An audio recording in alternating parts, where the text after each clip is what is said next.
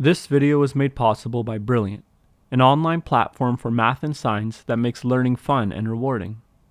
Mental strength, in the context of this video, is the ability to overcome a psychological stressor, such as the loss of a job or the death of a loved one. And I'm going to explain it in a way that you've probably never heard before. I'm going to use words that sound familiar like memory and strength, but these words aren't going to have the same definitions as they do in the dictionary. To really understand what I'm saying, you have to approach this video with an open and philosophical mindset. With that said, let's get into it. One of my main arguments is that physical and mental strength work the same way. Physical strength is our ability to deal with a physical stressor, such as lifting a heavy weight or performing a sudden sprint. Mental strength, on the other hand, is our ability to deal with psychological stresses. So you can think about strength like this. Imagine a circle on a line. The circle is you, and the line represents a state of balance. Now let's say something stressful happens. Either you lose a job or lift a heavy weight. In other words, you encounter a stressor. We can indicate the magnitude of a stressor with the size of the arrow. The bigger the arrow, the bigger the stressor. And the bigger the stressor, the further you move away from the line, or the more you're knocked off balance. Your strength then is a measure of how far you can move away from this line and still recover.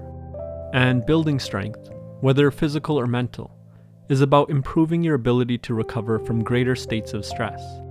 So where does strength come from?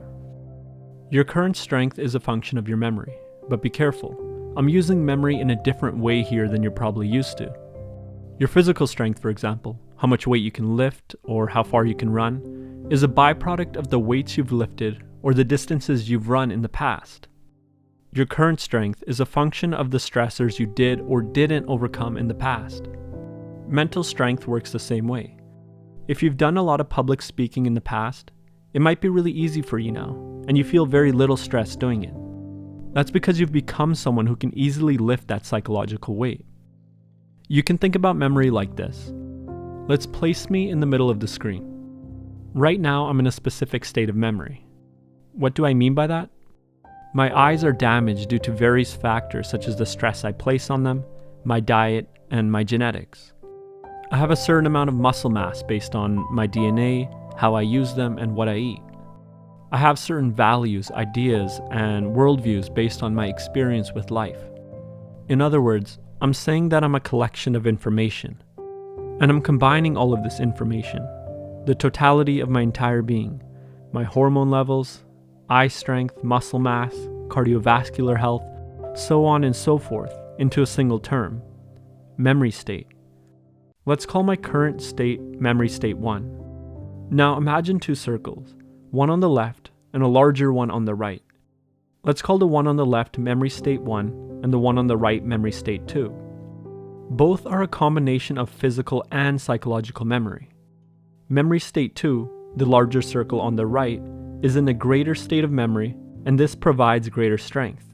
State 2 is where I have bigger muscles, a better cardiovascular system, or a more powerful worldview that helps me deal with the difficulties of life. So how do we go from state 1 to state 2? Obviously, if the circle is growing, something is being added. Well, what's being added? I believe it's knowledge. But what is knowledge? Knowledge is a special type of information. There's a lot of different kinds of information in the universe, perhaps even infinite. You can find out how many species of birds there are in the world, or how many grains of sand there are on a beach, but I wouldn't necessarily call any of that knowledge.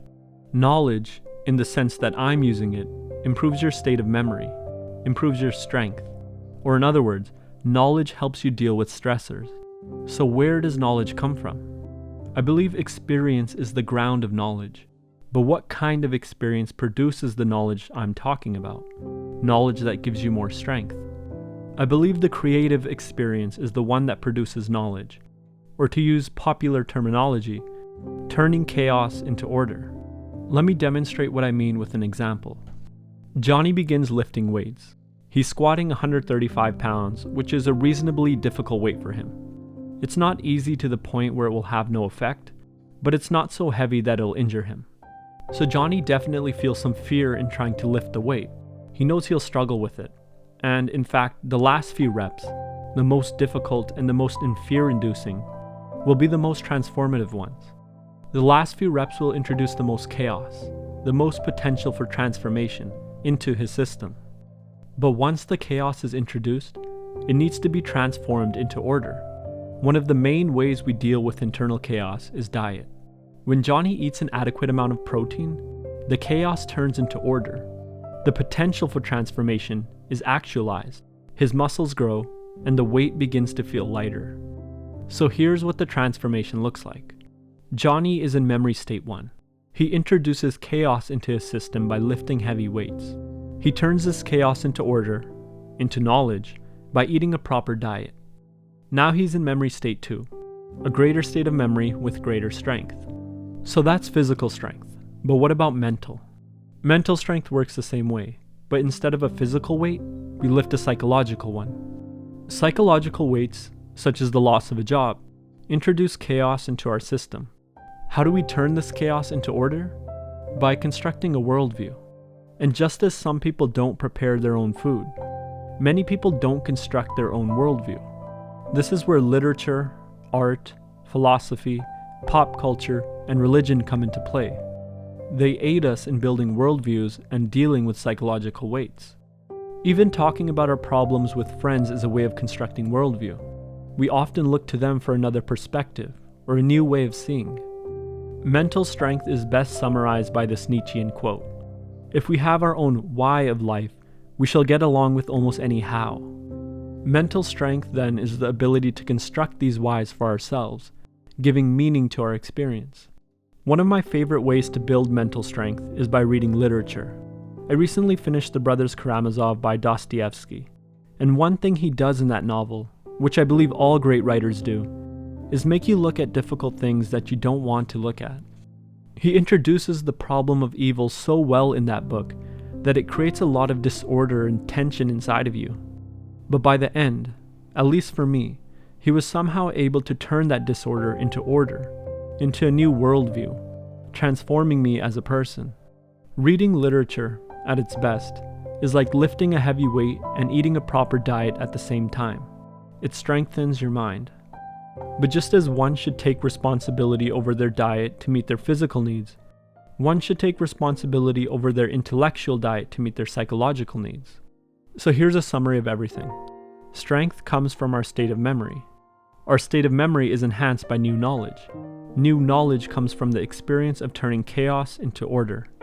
And chaos enters our system when we encounter a stressor.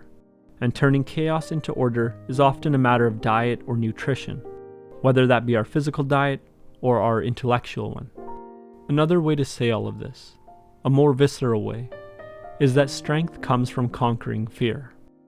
Or to put it more poetically, strength comes from creating comfort where there was once danger, peace where there was once war, or light where there was once darkness. Knowledge helps us build mental strength. And if you're looking to learn something new, I highly recommend checking out this week's sponsor, Brilliant. Brilliant's interactive problem-solving courses help you confront and overcome your fears in various fields of study such as logic, physics, mathematics, and even computer science. In their newest course, you can expand your mind with the paradoxes and beauties of infinity. Reckoning with infinity is one of the major accomplishments of mathematics. Start with basic counting and work your way up to the many types of infinity, culminating in the profundity of Cantor's theorem. To check them out and start learning, just go to www.brilliant.org/freedominthought or click the link in the description below and you can sign up for free. As a bonus for those who are ready to push themselves further, the first 200 people will be hooked up with 20% off the annual subscription. As always, thanks for watching, and I'll see you next time.